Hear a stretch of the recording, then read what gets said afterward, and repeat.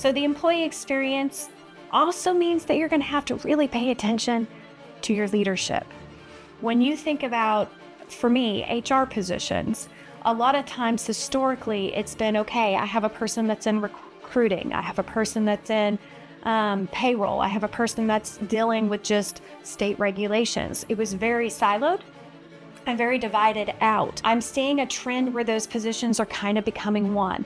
Either organizations are outsourcing more and more for their HR services, or I'm seeing that they're centralizing that down to one position who is wearing more hats than ever before. And a lot of that is because of the efficiencies that come with AI.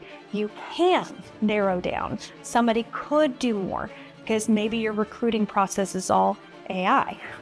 Maybe your performance evaluations and all of this stuff is AI. So it kind of depends on how you're structuring, but I'm seeing that those positions are becoming more centralized. With that, making sure you have the right leaders in the right position is even more critical, especially since employees are wanting that employee experience. One thing to note that I would think about with this is shifting from leaders who are more knowledgeable of everything, like you have a leader that just seems to know it all.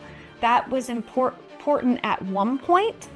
Now so much, you need a leader that's going to make the best decision. You need somebody who's going to react the right way, somebody who's going to make those proper choices versus, oh yeah, I know it.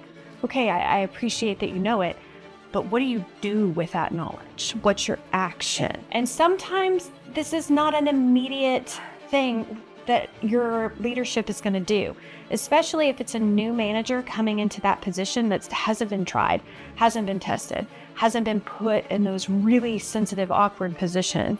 One of the trainings that I do for leaders is scenario-based training. I actually love saying, hey, you have this employee in this situation, how would you handle it? You're testing them to see how they would handle those situations, what type of decision they would make in those moments, instead of waiting for them to figure it out in real life, which could have penalties if they don't handle it appropriately.